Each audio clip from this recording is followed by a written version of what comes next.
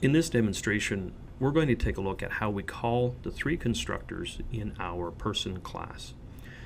So we have the person header file up here on screen just so that we can go back and remind ourselves quickly of the three different constructors that we actually created within our person class. Our default that accepts no arguments, a second constructor which will accept a first and last name, and then the third constructor which is looking for a first name, last name, and an age.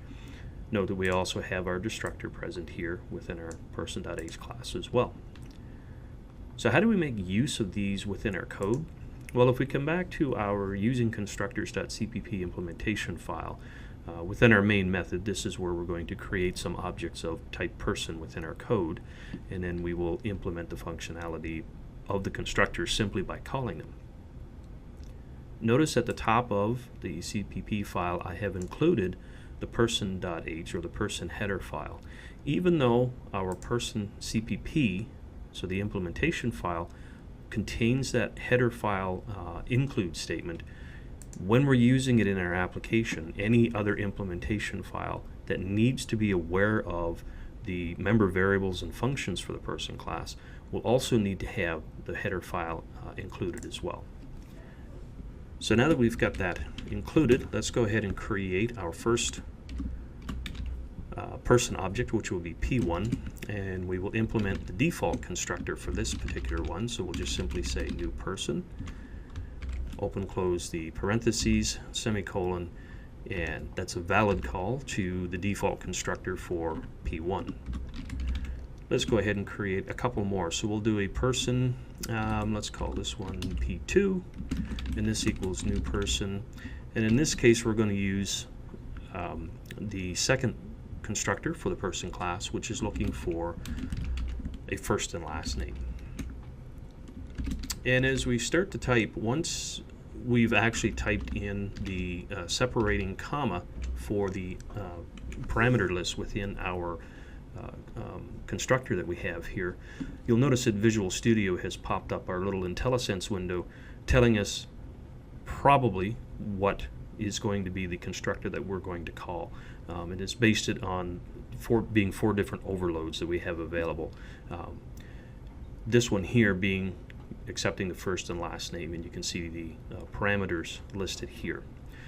If we click the drop down, we'll actually start going or cycling through the different constructors that Visual Studio sees. The first one obviously is our default, which accepts nothing. The second one is a constructor that we didn't create, but the compiler recognizes and creates, one that will accept the reference to a person object itself.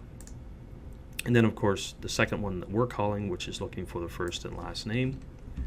And then we will enact that third, or in the IntelliSense list, fourth constructor here for P3. And in this case we will pass in the values for the first name, last name, and the age as well. So we'll put in Tom Thumb again, and then when we type in the comma here, we can see that it's now looking for an age value. We'll put 25 in for that, and then we have created calling code for all three of the constructors that we've written within our person class. Now it's also important to note too that each one of these objects that we've created, the P1, P2, and P3, will exist on the heap in the computer's memory because we've asked them to allocate, we've asked the operating system to allocate memory for these. And only when our application ends will these objects go out of scope and actually be destroyed. We'll cover that more in the topic on dynamic memory allocation with your classes, and where we'll take a look at the new keyword and the delete keyword. But the reason I bring it up here is because one of the things that you'll note that we don't have in the code here is an actual call to the destructor of the class, and that's not something that we typically call directly. By using the delete keyword, the compiler calls the destructor for that class for us. And we'll see an example of that again a little bit later on in another demo when we focus on the dynamic memory allocation. So again, this demonstration was just to show how we can create and call the constructors within our classes that as we create objects of those within our code.